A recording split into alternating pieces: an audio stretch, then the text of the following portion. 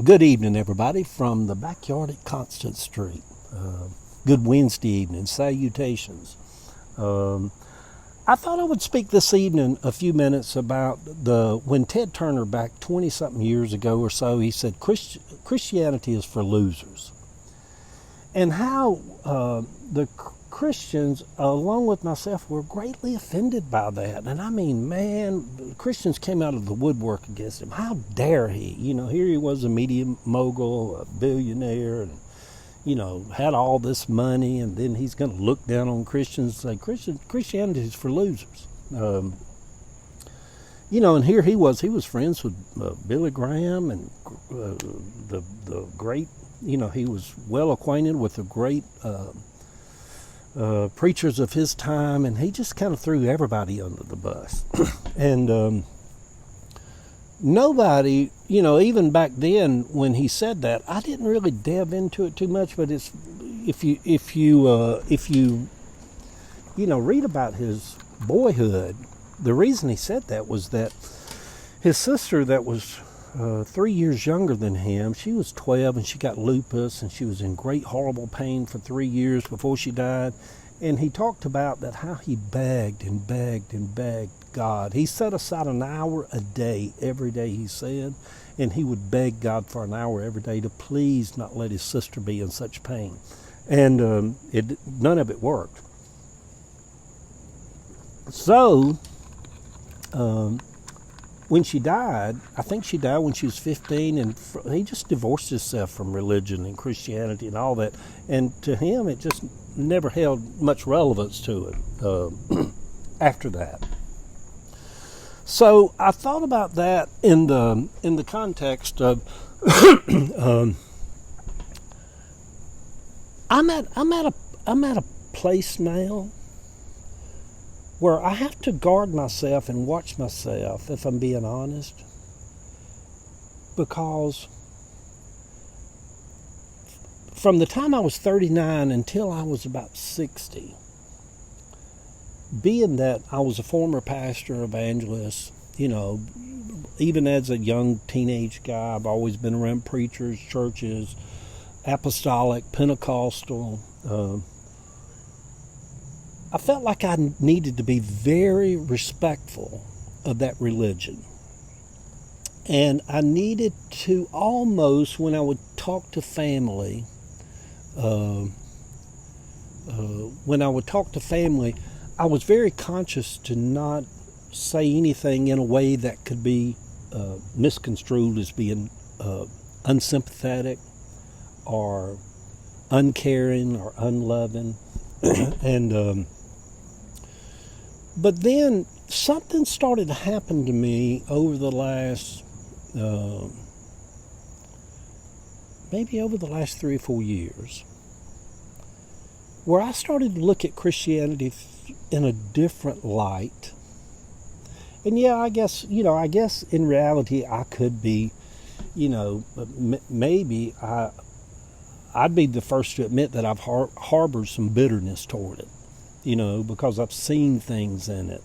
I've witnessed things in it. I've been in the back room of it, where they say sausage tastes really good unless you're back in the back room and you're the one making the sausage. I've seen the way the sausage got made, and a lot of it wasn't you didn't want to eat it. So anyhow, first off, when Ted Turner said Christianity is for a bunch of losers, if I was really thinking about that, I would say Jesus said to rejoice and be glad when men say all manner of evil about you, or ridicule you, or persecute you. Blessed are they that's persecuted. I don't know where that happened in Christianity, because they're very fragile. At least in a general sense, they're very fragile. You do need to tiptoe around them. I've changed somewhat in the last 2 or 3 years. And I think I had to come to the realization, when has Christianity, or Christians, or you Christians in general, when have you ever tiptoed around people? When have you ever respected gay people? When have you ever respected Muslim people? When have you ever respected Catholic people? When have you ever respected a teenage mom that was a single teenage mom? When have you ever, when has Christians been respectful? When have they been appropriate toward people? They seem like they're full of anger and rage and bitterness. And, you know, when I went to Woodland Hills Baptist Church, when I first started going there, and I was talking to the pastor there, Rusty Couch, and me and him was talking one day, and I told him, I said, Rusty, I don't know how I feel about going to a Baptist church. I said, the Baptists have really, really a bad reputation. And he just shot right in. He said, I'll tell you what, it's a well-earned reputation. Said, Eddie, believe me, we have really earned the reputation. You know, and so he didn't cut no bones about it.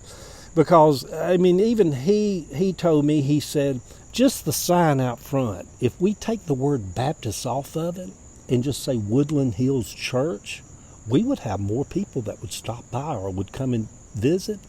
He said, just the fact that we have the word Baptist out on the corner, he said, people just shake their head and say, mm-mm. So anyway, here's what I'm trying to get to today. It's always good to be respectful. It's always good, there's this old saying, at least I was raised up in the South, and people, you got to realize we live in the Bible Belt. I never really understood that so much. When they say, we're the Bible Belt. No, we don't live in God's belt, or we don't live in the Holy Spirit belt, or we don't live in the Jesus belt. We live in the Bible belt.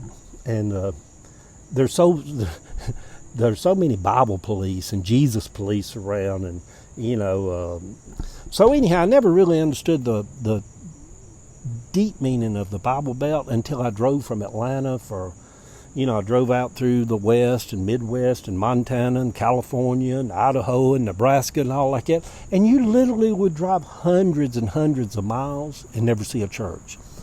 You can drive through the poorest neighborhoods on the outskirts or inskirts of Atlanta, and there's a church on every, you just say, hit one, there's one block, there's 2 blocks, there's 3 blocks, there's a church. There's literally like a church every 3 or 4 blocks. Of course, a lot of those are going away now. But anyhow, I was thinking about this. How do I do this dance with family, with friends, with about Christianity? Because I no longer feel passive about it. I now feel passion about it and about the wrong it continues to do to multitudes of people.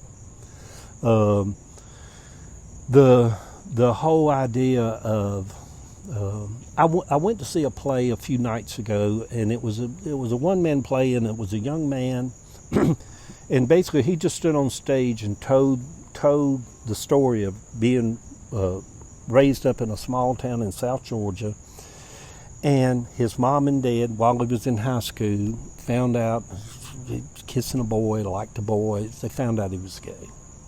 So anyhow, the play's about 3 times. They was in a church there. He went to church counseling. The church sent him to a de-gay programming camp. He came back, said he wasn't gay no more, fell off the wagon, was gay again, went through the church again, months and months of counseling, came back, he wasn't gay no more. The 3rd time, he's like, yeah, this ain't working. So the church has brutalized gay people. Christianity has been a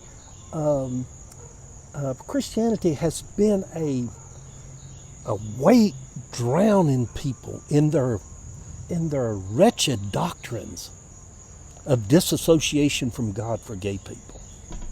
I do have a passion about it, and I no longer feel content to just be, we all got our own battles to fight. I feel this season in my life to no longer hold back anything. And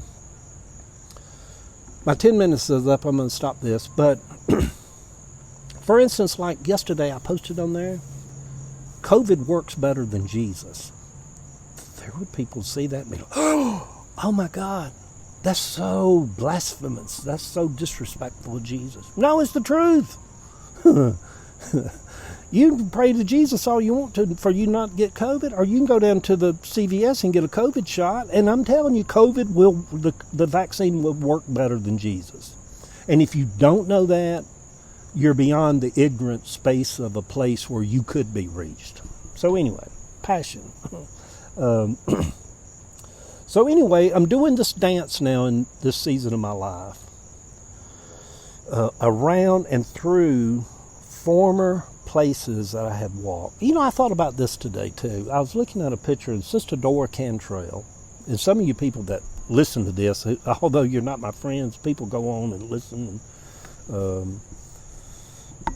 Yeah, but anyhow, I was looking at a picture of Sister Dora Cantrell.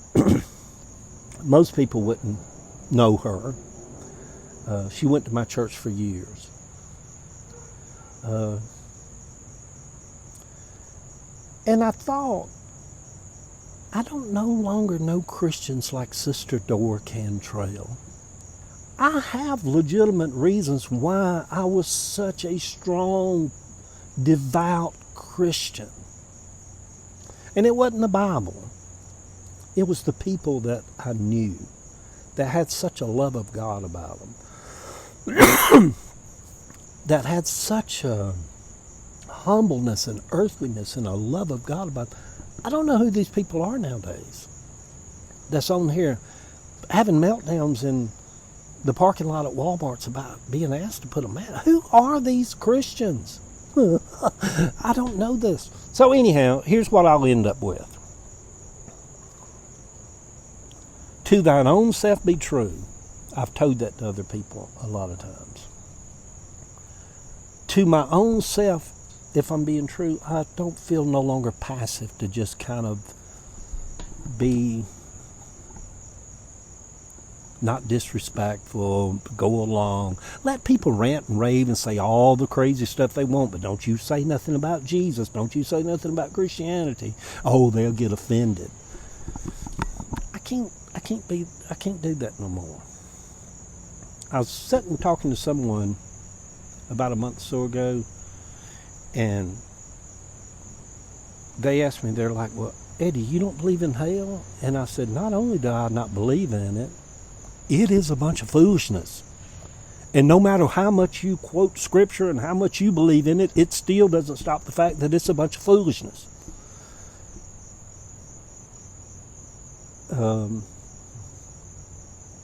That was maybe a little bit aggressive in an answer, but I no longer feel the need to tiptoe around weak Christians who are so sensitive and so afraid somebody's going to say something about the Bible, or somebody's going to say something about Jesus, or somebody's going to say something about their faith. You know, we should honor everybody and respect everybody's everybody's religion. No, not me. Not me. If you've got some of these Middle Eastern religions that's denigrating women, to hell with them. I'm not going to respect them. There ain't nothing about them to respect. If you come through a form of Christianity where you think gay people need to be sent away and deprogrammed in a inhuman type setting, I'm not going to be respectful of you. No. Yeah. But anyway, good Wednesday evening, everybody. Be true to your own self. Yes. God bless. Good night.